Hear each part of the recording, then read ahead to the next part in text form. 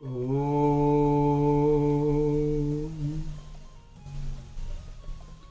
हमें महापुरुषों के बताए हुए मार्ग पे उनके द्वारा निर्देशित जो पथ है उस पे चलना चाहिए।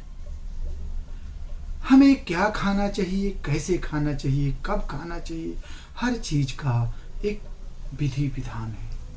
अगर हम उसके अनुकूल चलते हैं तो जीवन में साम्यता बनी रहती है।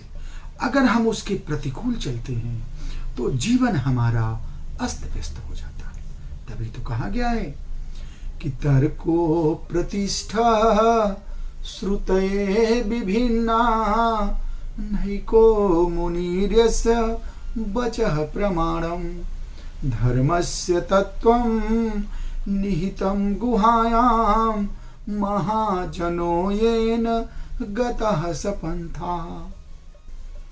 हमें महापुरुषों के बताए हुए मार्ग पे उनके द्वारा निर्देशित जो पथ है उसी को अपनाना चाहिए।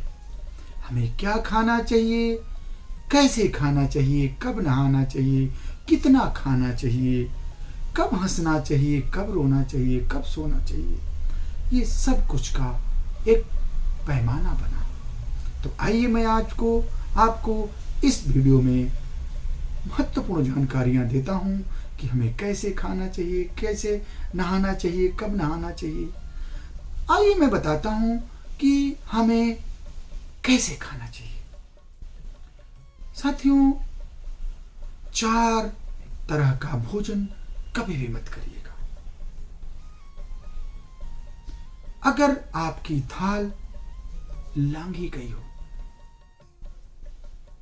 अगर आपकी थाल को किसी ने लांघ दिया, उसे बिल्कुल मत खाइएगा। ये बहुत बड़ा अशुभ है।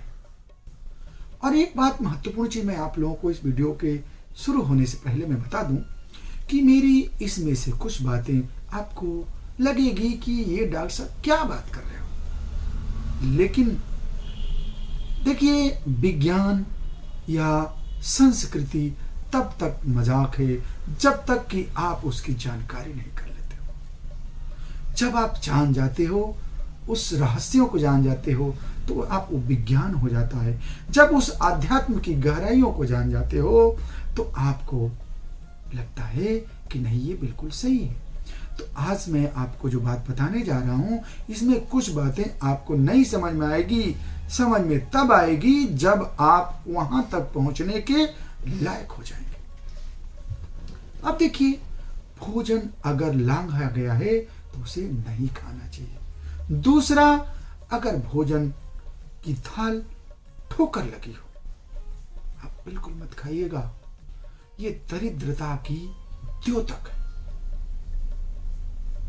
अगर आपके भोजन के थाल में बाल पड़े हों, आप बिल्कुल मत खाइएगा। पति और पत्नी एक थाल में कभी भी भोजन नहीं करना चाहिए। अगर आप के साथ ऐसा होता है कि आपको सौभाग्य से आपके पास बेटी है, बेटी अगर कुंवारी है और वो आपके थाल में भोजन करती है, तो ये बहुत बड़ा शुभ है। और ऐसा करना आपको अकाल मृत्यु से काफी हद तक बचाएगा। यानी आप अपनी बेटी को अपने साथ खाना खिलाइए। अब हम बात आते हैं स्नान के ऊपर। हमें कब नहाना चाहिए, कैसे नहाना चाहिए। क्या आप मुनि स्नान करना चाहते हैं? क्या आप देव स्नान करना चाहते हैं? क्या आप मानव स्नान करना चाहते हैं या दानव स्नान करना चाहते हैं? आइए मैं आपको बताता हूं मुनि स्नान क्या होता है। सुबह 4 से 5 अगर आप स्नान करते हैं तो आप मुनि स्नान के भागी होते हैं और आपको सुख, शांति, समृद्धि, विद्या, बल, आरोग्यता और चैतन्यता मिलती है। दूसरा, अगर आप देव स्नान करना चाहते हैं तो आपको 5 से 6 बजे के बीच में स्नान करना होगा, तभी आप देव स्नान के भागी होंगे। और आपको मिलेगा क्या? आपको मिलेगा यश, कीर्ति, धन, वैभव, सुख, शांति, संतोष और सौम्यता। अगर आप मानव स्नान करना चाहते हैं तो 6 से 8 बजे के बीच में जरूर नहा लीजिए। थोड़ा समय इधर उधर हो जाए, आधा 1 घंटा चलेगा, लेकिन ऐसा नहीं है कि जब इच्छा करे तब नहा रहे हैं। ऐसा नहीं। आप 8 बजे, 6 से 8 के बीच में अगर आप स्नान करते हैं, थोड़ा इधर उधर हो जाए, तो आप मानव स्नान के भागी होंगे। और आपको क्या मिलेगी? सफलता, आरोग्यता, अच्छे कर्मों के प्रति समर्पण, सुख, शांति। और जिस कार्य को आप करेंगे वो जरूर होगा। और आपकी यश, कीर्ति इतनी फैलेगी कि आप अपने कुल का, देश का नाम रोशन कर सकते हैं। चौथा स्नान, दानव स्नान, यानी कि कभी भी नहा लिए, कोई टाइम टेबल ही नहीं है। 10 बजे नहा लिए, 11 बजे नहा लिए, 12 बजे नहा लिए, कभी भी नहा रहे हैं। जी नहीं, आपको समयवत स्नान करना है, कभी कभी। और अगर आप ऐसे स्नान करते हैं तो आपको क्या मिलेगा? आपको मिलेगी दरिद्रता, आपको मिलेगी हानि, आपको मिलेगा क्लेश, आपको मिलेगी बीमारियां। आप किसी भी कार्य को करोगे उसमें कोई ना कोई बाधा आ जाएगी। अब कभी ऐसे भी कुछ लोग हैं जो स्नान काफी दिन तक करते ही नहीं। जरा सोचिए उनका क्या होगा।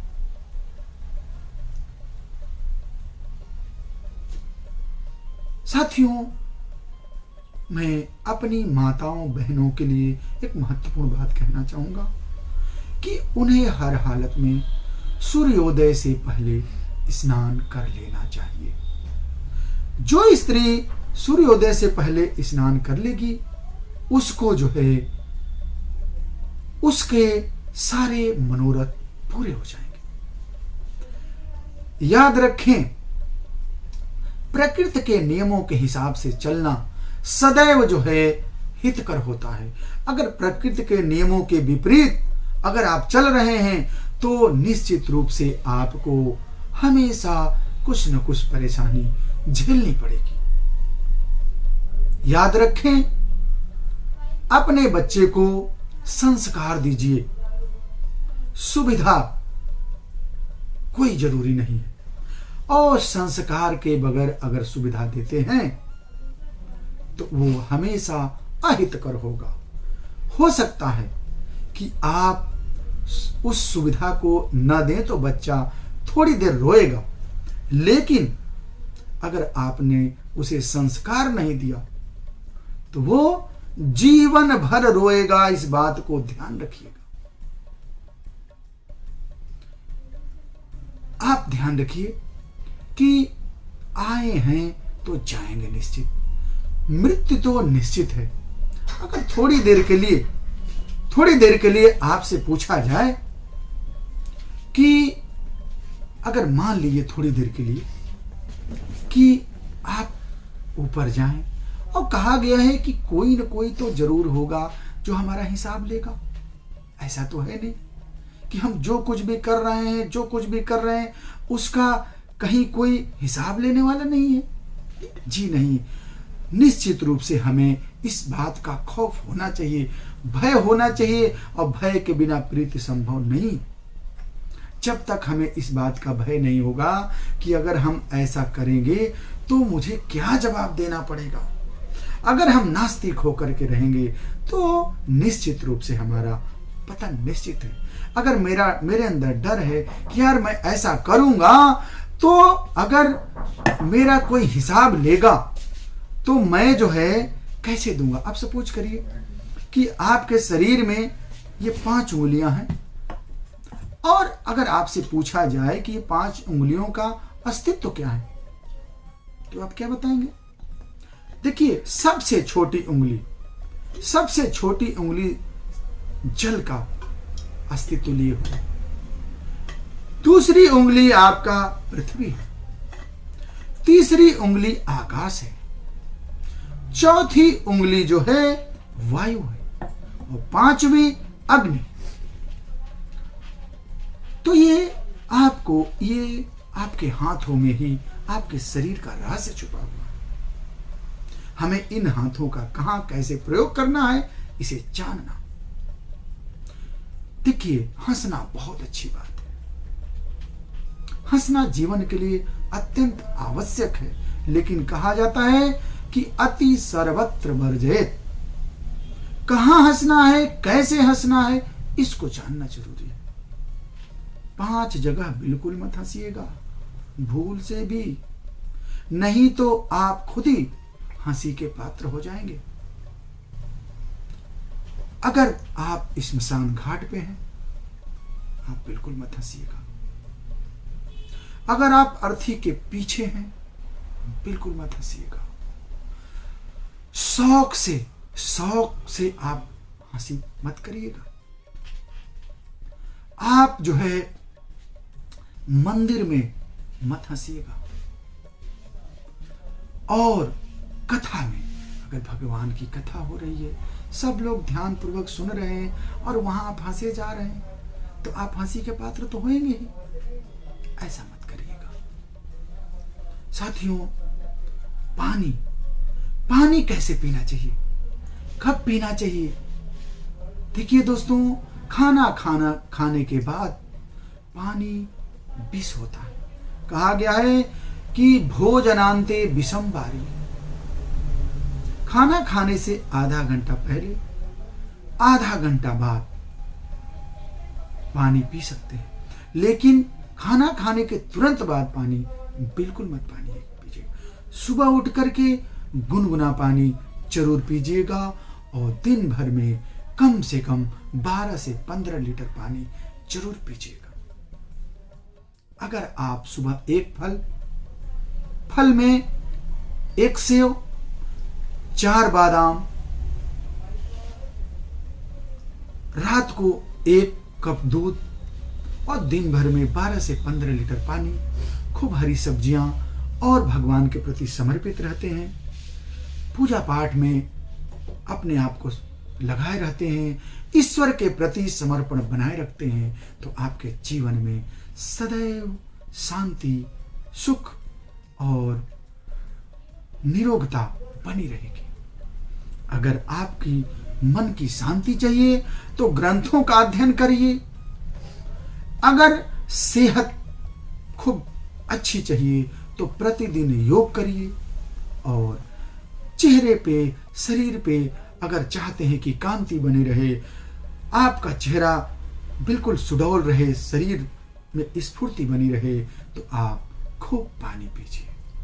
और सबसे बड़ी चीज दोस्तों, कि जीवन में अगर आप अपने जीवन को जीना चाहते हैं तो ऐसा जीजिए, सलीके से जीजिए। कहा जाता है कि जीवन में अगर आप सिस्टम से अपने आप को जीते हैं तो आपको यहीं पे स्वर्ग है, यहीं पे स्वर्ग है दोस्तों। इस स्वर्ग का आप आनंद ले सकते हैं। कहा गया है कि जिंदा हो तो जिंदगी के जीत पर यकीन कर, जिंदा हो तो जिंदगी के जीत पर यकीन कर, अगर कहीं है स्वर्ग तो उतार ला जमीन पे। तो साथियों, इस कोरोना काल में आपको मेरी ये जानकारी निश्चित रूप से आपके लिए महत्वपूर्ण होगी और इसे अपने जीवन में अपनाइएगा और अपने जीवन को सुखद बनाइए, आनंदित बनाइए और ये सब आनंद के खजाने। बहुत बहुत धन्यवाद। जय हिंद, जय भारत।